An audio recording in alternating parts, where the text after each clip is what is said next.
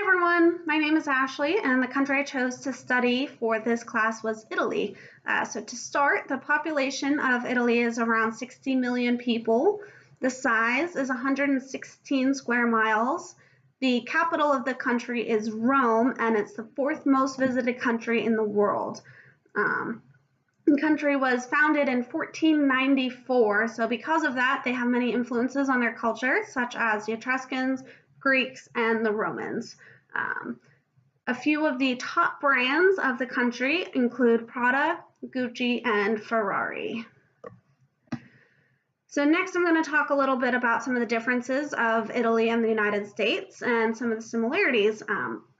So to start, I'll go into some of the imports and exports of each country. So for imports of Italy, they primarily import food, textiles, machinery, iron, steel, clothing, and footwear, with a total of 397 billion US dollars in GDP for imports.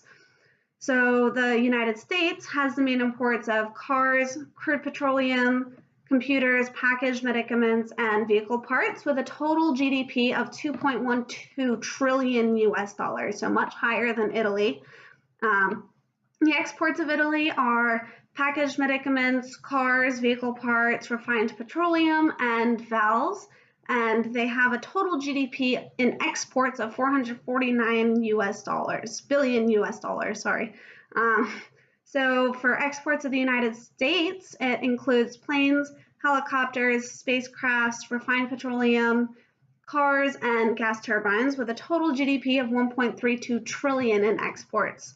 The GDP in total for Italy is around 1.85 trillion US dollars as of 2016, and the total GDP for the United States is around 18.57 trillion US dollars as of 2016. So it's around 18 times higher than what it is in Italy. So another main difference that I kind of wanted to mention was the political system. So Italy is set up with 15 regions and 5 autonomous regions, whereas the United States has 50 states and 1 district. The Constitution in Italy was created in 1848 and has had numerous amendments since then, with the most recent one being in 2012. Whereas the United States Constitution was created in 1781 and has not been amended since 1787. The executive branch cabinet for Italy is held by the president, and the executive head of government is held by the prime minister. So both of those positions in the United States are held by the president. Italy runs on a civil law type of country, whereas the United States runs with common law. So next I'm going to talk a little about the Hofstede's cultural dimensions for Italy and the United States.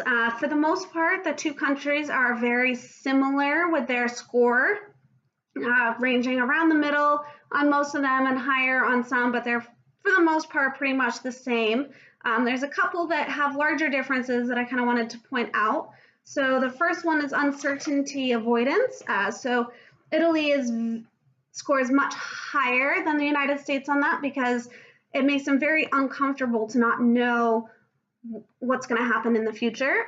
So because of that, it actually causes a lot of emotion, and the country has a lot of laws and regulations into play to try to help control the stress, but it's one of the main reasons why Italians are so verbal and expressive when it comes to talking. United States score is much lower because we're much more open to new ideas. We don't need as many rules as the Italians do, and because of that, we're also much less emotionally expressive. And the last one that I wanted to bring up, the main difference, was for indulgence. So Italy scored very low with a score of 30, which means that they don't put a lot of emphasis on indulging in leisure time, so they're a very restrained country.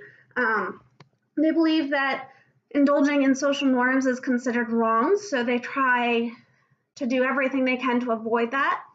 And the US kind of follows a work hard, play hard motto. They enjoy their leisure time and they indulge with social norms. Lastly, I'm going to talk a little about some of the taboos of Italy, some of the do's, some of the don'ts. So to start, you're always supposed to greet with a handshake, not the wave like the Americans do to big groups of people. And you're supposed to start with women and elder as a sign of respect.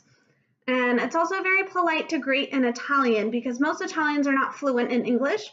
So if you take the time to greet them in their own language, it provides a little bit more respect between the two people. Another thing that's important is to translate your business cards to Italy or to Italian if you're going to do business in Italy.